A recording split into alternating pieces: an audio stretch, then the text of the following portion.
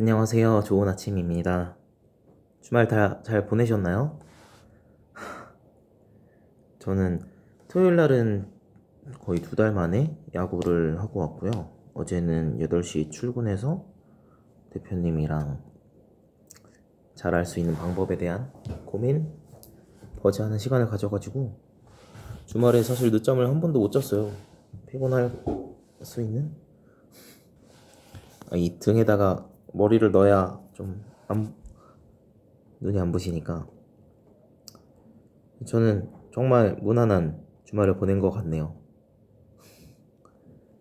다들 이번 주말에 날씨가 엄청 봄처럼 좋아가지고 잘 보내셨나? 궁금하긴 합니다.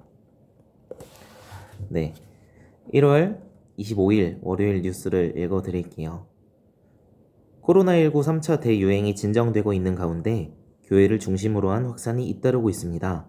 대전의 IM 성교회가 인가받지 않고 운영하던 기숙형 학교에서 127명이 무더기 감염됐고, 광주의 빈내리 교회에서는 모두 18명이 양성 판정을 받았습니다. 지난 일주일 동안 하루 새 환자 수가 300명대를 유지하면서 거리두기 단계 완화 요건이 충족됐습니다. 정부는 이번 주 완화 여부를 결정할 예정인데, 바이러스 활동이 왕성한 겨울인데다 변이 바이러스와 잇따르는 교회 중심 집단 감염 등도 고려해야 해서 방역 당국의 고민이 커지고 있습니다. 박범계 법무부 장관 후보자의 국회 인사청문회가 오늘 오전 열립니다.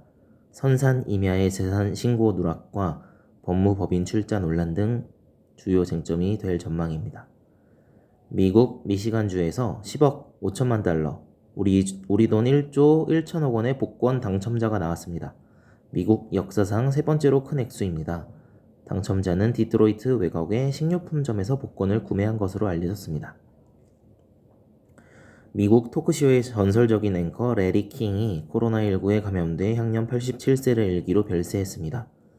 25년 동안 미국 CNN 방송의 간판 토크쇼를 진행했던 그는 전곡을 찌르면서도 부드러운 질문으로 킹은 마주 앉은 5만 명을 무장해제시켰습니다. 클린턴 전 미 대통령과 푸틴 러시아 대통령 등 세계 유명 인사들의 애도가 쏟아지고 있습니다. 검찰은 이용구 법무부 차관의 택시 운전기사 폭행 사건 블랙박스 영상을 경찰이 확인하고도 덮었다는 의혹과 관련해 담당 경찰관을 소환 조사할 예정입니다. 이 차관 사건을 재수사 중인 검찰은 최근 택시 운전기사 A씨로부터 담당 경찰관에게 블랙박스 영상을 보여줬다는 진술을 확보한 것으로 알려졌습니다.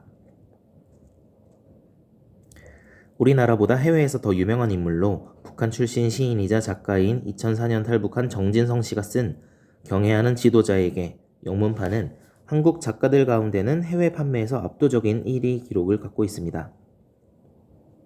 이렇게 유명한 사람이 같은 북한 출신 탈북 여성을 상대로 5년 동안 성착취를 했다는 의혹입니다.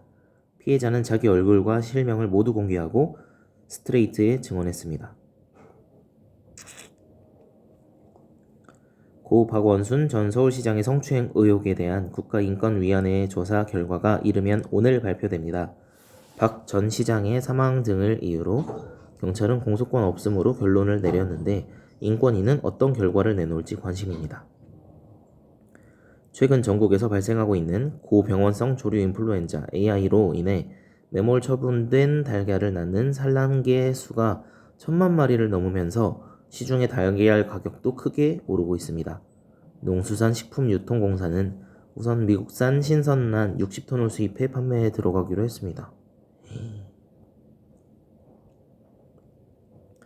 코로나19로 경제적 어려움을 겪는 사람들에 대한 각종 지원금 신청이 오늘부터 시작됩니다. 방문 돌봄 종사자와 방과 후 학교 강사에 대한 지원금은 1인당 50만원씩 지원되는데 노인과 장애인, 환자, 아이 돌봄 관련 7개 직종 종사자와 방과 후 강사가 대상으로 지난해 60시간 이상 일한 달이 6개월 이상이고 연소득 1,000만원 이하면 신청할 수 있습니다.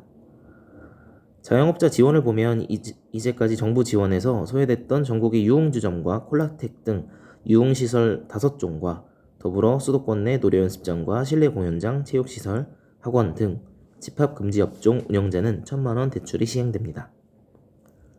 다만 임차료 명목이기 때문에 임차료를 내는 소상공인만 대상인데요. 금리는 연 1.9%, 고정금리로 2년 거치 후 3년 분할 상환 조건입니다. 소상공인 3차 지원금 추가 신청도 시작되는데요. 실외 겨울 스포츠 시설과 부대업체, 숙박업체와 인근 스키 대여점 등 연말 연시 특별 방역 조치가 시행된 곳 가운데 집합금지 업종은 1인당 300만원, 영업 제한 업종은 200만원을 받고 2차나 3차 재난지원금을 받지 못했던 사람들도 기준에 따라 200만원씩 받게 됩니다. 대상자에겐 오늘 새벽 6시부터 안내 문자나 전화가 갑니다. 코로나19 위기 대응을 위한 이익공유제가 강제적인 방법보다는 자발적 기부와 기금 조성을 통한 방식으로 추진될 것으로 보입니다. 그런 가운데 코로나 국면에서 초과 수익을 거둔 금융권의 기금 출연이 거론되고 있습니다. 유럽에서 코로나19 백신 공급에 차질이 빚어지면서 각국 정부가 제조자를 상대로 소송을 예고하는 등 백신 대란 조짐이 일고 있습니다. 이런 유럽 사정과 달리 우리 정부는 국내에서 생산하는 백신을 우선 공급받을 계획이어서 차질이 없을 것이라고 밝혔습니다. 지난 주말 미국 월스트리트 저널은 삼성전자가 미국 텍사스, 애리조나 혹은 뉴욕주의 반도체 공장을 검토 중이라고 보도했습니다. 투자 규모는 170억 달러, 약 18조 8천억 원인데요. 삼성은 공장을 2022년 10월 가동을 목표로 1,900명을 고용할 계획으로 전해졌습니다. 앞으로는 아파트 완공 직후 입주민 사전 점검을 2번 이상 해야 하고 발견된 하자가 제대로 보수되지 않으면 건설사의 과태료 처분이 내려집니다. 국토교통부는 개정된 주택법에 따라서 시공사는 입주가 시작되기 45일 전까지 입주 예정자 사전 점검을 2차례 이상 실시해야 하고 입주 예정자가 지적한 사항에 대한 조치 계획을 수립해서 지방자치단체장에게 제출해야 한다고 밝혔습니다. 주식 투자 열풍이 10대 청소년들에게도 번지면서 초중고학생들에게 직접 주식에 투자하는 방법을 가르치는 교육 프로그램까지 등장했습니다. 2주에 66만 원이라는 다소 부담스러운 비용에도 수강생이 몰렸다는데 이 수업은 500만 원으로 수백억 원을 만들었다는 한 개인 투자자가 10대 자녀에게 주식 실전 투자를 가르쳐 6억 원대의 자산가로 만들었다는 사실이 알려진 뒤 주변 학부모들의 요청으로 지난해 11월에 개설됐습니다. 500만 원으로 수백억 원을 이거 대단한데.